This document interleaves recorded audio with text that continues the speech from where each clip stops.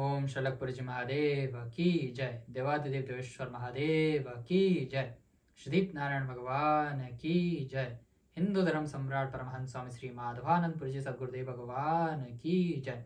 विश्व गुरु महामंडलेश्वर परमहंस स्वामी श्री महेश्वरानंद पुरी जी सद्गुरुदेव की जय। सदाशिवसमारम्भां शङ्कराचार्यमध्यमाम् अस्मदाचार्यपर्यन्तां वन्दे गुरुपरम्पराम्। गुरुर्ब्रह्मा गुरुर्विष्णु गुरुर्देवो महेश्वरः गुरुर्साक्षात् परब्रह्म तस्मै श्रीगुरुवे नमः। मन्नाथ श्रीजगन्नाथ मद्गुरु श्रीजगद्गुरु ममात्मा सर्वभूतात्मा तस्मै श्रीगुरुवे नमः। Hari Om everyone. Good evening. Hope you all are doing good. We all in our lives, we all do good deeds and bad deeds in our life. We all do something that we are very proud of, which we can tell people, which we can tell our friends, which we can tell our family, which we tell, brother, I did this and I really enjoyed doing this. And it helped me and it helped someone else. And we also do things that we feel guilty about, that we regret innerly. We might not express it outside, we might not tell it to everyone. We feel shameful to tell people that we did this or we did that. But once we go on that path, once we start doing some bad deeds, some of us start to enjoy it. That bad deed which we did, maybe it was harmful for others, but maybe it did something for us. So we have that guilt inside. We are not going to go and tell people I did this because we have that guilt within us. But slowly we lie to ourselves more and more, and that becomes a habit. That becomes a habit, and we do it more and more in our lives. And when, like also in the Indian culture, we have the freedom to do what we wish to do, but still, it's as the generation goes by and by, our parents tell us you're supposed to do this and you're not supposed to do that. And because they give that pressure on the children, because their parents did the same to them and their grandparents did the same to their kids, so it's passed on by the generation. It's very hard nowadays in this Kali Yuga. You won't find many parents, you won't find many mothers who would be willing to send their son away or to tell to their son or daughter, go ahead and live your life. Like if a kid goes to their mother and says, Mother, I feel from inside, I feel from within that I would like to become a saint. I would like to become a monk. I want to start my journey towards self-realization, to realize who God is. The mother will not be so happy about it. She will say, no, you have to stay here, you have to take care of the family. It's hard for the mother to let go, but also, it's from the generations passed on that no, we have to continue in the Grasta Jivan. No, I will not let you go.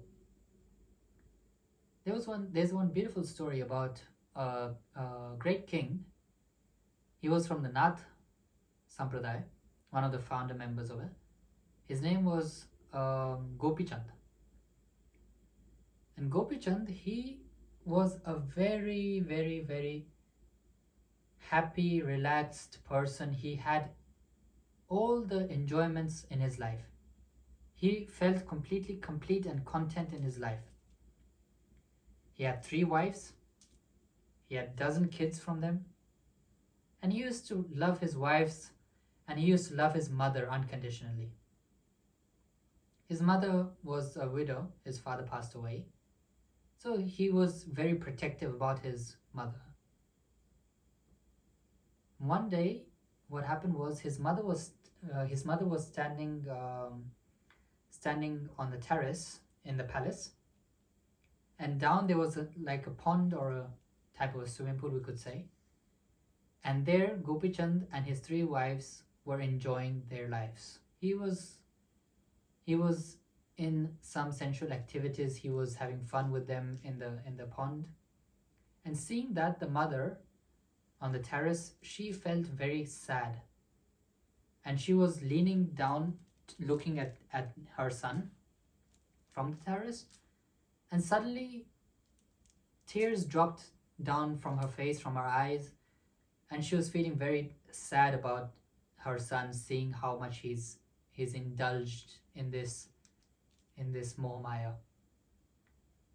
And the teardrops, the warm teardrops which fell from her eyes, fell on the back of the king down, who was having a bath and who was enjoying his life.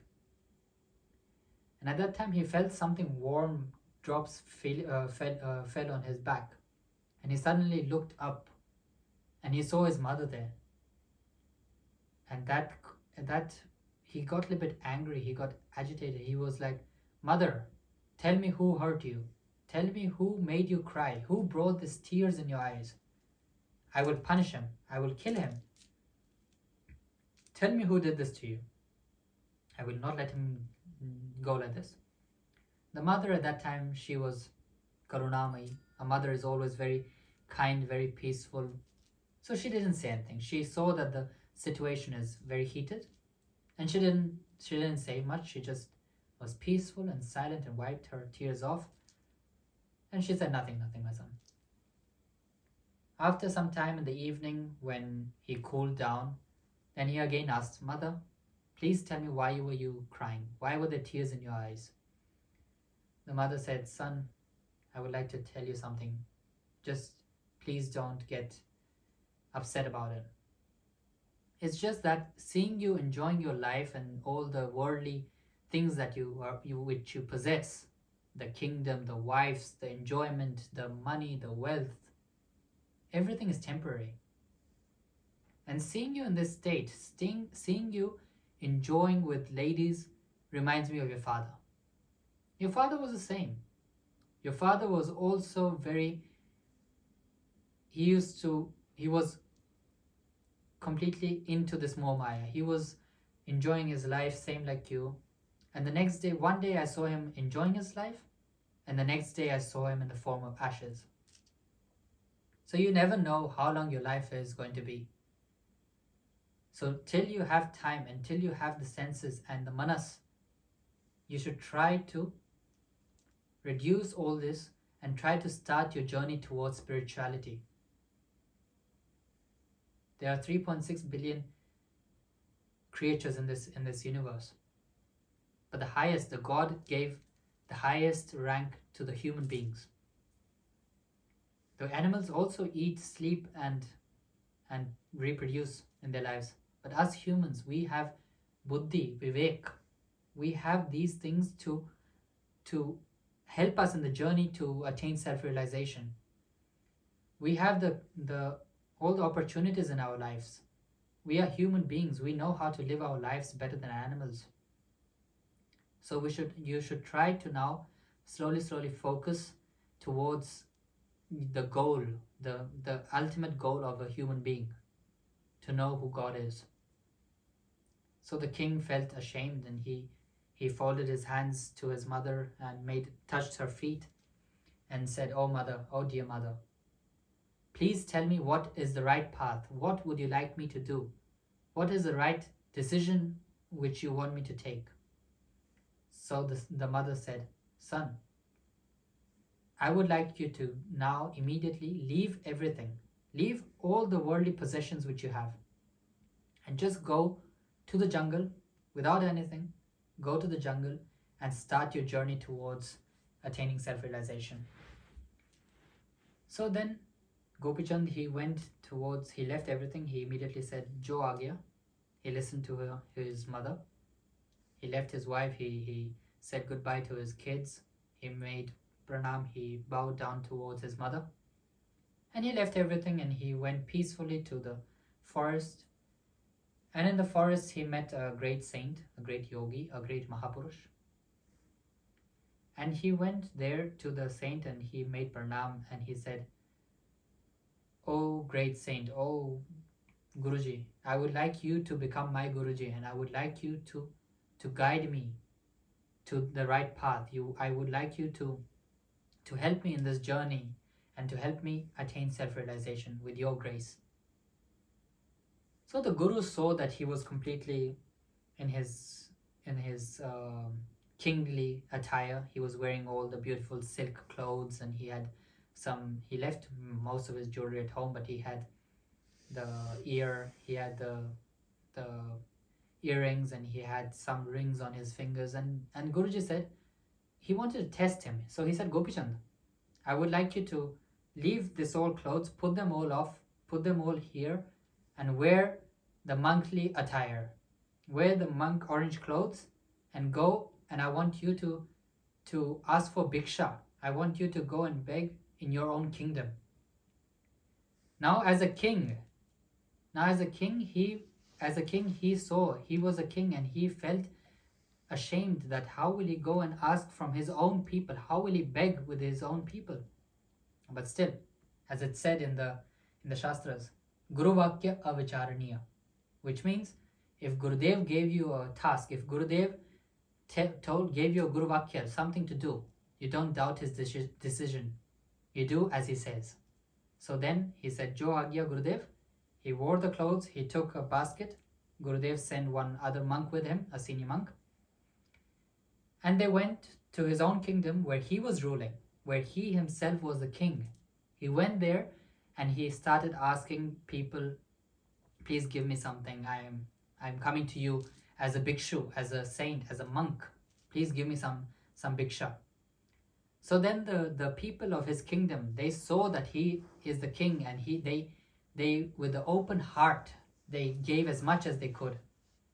And after going for bhiksha all around the kingdom, at last he went to his house, to the queen, to his wives, and he said, "Bhiksham dehi." And then the wives saw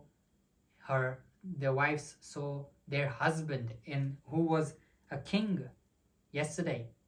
He was wearing all the gold and all the jewelry, and he had all the wealth possible in the whole universe. And now they see him in an orange attire. They see him as a monk who doesn't have anything. So they felt really sad, and they took all the jewelry off, all the necklaces, all the gold, and they gave it to him. They thought maybe he will be more happy with this. So then that Gopichand, he gave that all gold to the senior monk who was with him. And he said, "Maharaj, please go and take all this gold and all the bhiksha which we collected, and please give it in the lotus feet of our Gurudev." So then that monk, he left, and he went to Guruji, and he put everything there. But Gopichand stayed there and asked his mother, "Bhavati ma bhiksham dehi, Bhavati ma bhiksham dehi." "Oh mother, please give me your bhiksha." So the mother came out and she said, "Oh dear saint, oh dear monk, you came to a household, you came to your own house. So I'm sorry, I don't have any bhiksha to give you. But I have something to give you. I have 3 advices which I would like to give you, which will help you in your life." So he folded his hand and he said, "Oh Mateshri, oh mother, please tell me what the advices you want me to follow in my life." So the mother said, "I want you to stay protected in a fort, first. Second, I want you that when you sleep, I want you to sleep in the softest bed possible." The Gopichand was looking at her like, "Mother, what's wrong with you? I'm living in the forest. I'm living in an ashram. Where do I get a fort? How can I stay protected and sleep peacefully in a fort in a soft bed? It's not possible." And the third one, "I want you to eat the most delicious food is possible to get. I want you to eat the most delicious food which you can get." He was so confused. He was like, "Mother, you were the one who said leave everything and go to the jungle and live a monk-like life and take your steps towards self-realization. And now you yourself are telling me that I need to be protected in the fort, to sleep on a really soft bed, to eat the most delicious food ever possible. I live in a grass hut. I sleep on a floor, and I eat whatever bhiksha I get. So it's not really possible. What do you mean by that? Please guide me, and please tell me what you really mean. What is your what do you expect from me? So then the mother said, dear son, staying protected in a fort. What is your fort? The ashram. And who is the protector? Your guru. The guru is the one person who protects you, who guides you, who leads you, who shows you the path. So stay protected in that fort by the protector, the guru. Sleep on the softest bed possible. That means that do so much sadhana, do so much tap, do so much japa, do so many anushtans, do so much bhakti that you can't sleep. You should be indulged in that 24/7. And eventually you will be so tired after doing so much sadhana, after staying awake for so many days, that eventually when you fall asleep, even on the ground, it will feel like you're sleeping on the softest bed possible. You might have noticed, like, after a long day, after we work so hard whole day, we go in the office, we work, we do this project, we go here and there, and eventually when we come back home in the night, if we are very tired, it doesn't matter if we lie down on the sofa, if we lie down on a bed, or if we lie down on the floor, we will fall asleep and we'll have a beautiful deep sleep. Why is that? Because you are so tired. So if he does so much japa, so much anushthan, so much kriya, that he's so tired eventually that he will just fall asleep on the floor, imagining that that is his soft bed. And the third, eat the most delicious food possible. Be grateful. What she said was, be grateful for any type of grains, any type of food which you get by bhiksha. Be grateful towards God, be grateful towards Gurudev that you had the opportunity to eat. Some people in the world are not so lucky like you that they can eat 3 times a day. So be grateful for whatever grains you get. Sing the mantra Annapurne Shadapurne Shankara Pranavallave Jnana Vairagya Siddhartham Bhiksham Dehi Cha Parvati Mata Cha Parvati Devi Pita Devo Maheshwara Bandhava Shiva Bhaktasya Swadesho Bhuvanatryam Brahmarpanam Brahmahave Brahmagno Brahmana Hutam Brahmeva Tena Gantavyam Brahma Karma Samadhina नाभ्या आसीद अंतरिक्षकं शेषनो द्योः समवर्तता पद्भ्यां भूमिदशा श्रोत्रा तथा लोकान कल्पयन्. Offer the food, whichever bhiksha you get, offer that to your Gurudev, offer that to Lord, to Bhagavan, and then appreciate that food and eat it. And when you eat that food, you will feel that that is the most delicious food you have ever eaten. So be grateful for where you're sleeping. Be grateful that you have a roof on your head and a protector great as a Gurudev. So what I wanted to say with this example of this story was that even if you feel guilty of things what you have done in your life, there are still some great people in this world who let you go and experience that path. And then the greatest, you need the kripa of Gurudev. And when you have Gurudev's kripa, then what is not possible in your life? So be grateful for what you have and try to live a spiritual life, and by the grace of Gurudev, everything will be good. I wish you a wonderful day, evening, night, whatever, wherever you are. Hari Om. Swasti prajabhyam paripalayantam nyayena margena mahin mahisha Gau brahmanebhyo shubhamastu nityam loka samasta sukhino bhavantu. Om Shanti Shanti Shanti. Om Shalak Puri Ji Mahadeva ki jai. Devadadev Deveshwar Mahadeva ki jai. Shri Narayan Bhagavan ki jai. Hindu Dharam Samrat Paramahansa Swami Sri Madhavanand Puri Ji Satgurudev Bhagavan ki jai. Vishwaguru Mahamandaleshwar Paramahansa Swami Sri Maheshwaranand Puri Ji Gurudeva ki jai. Har Namah Parvati Pataye Har Har Mahadeva Shambho.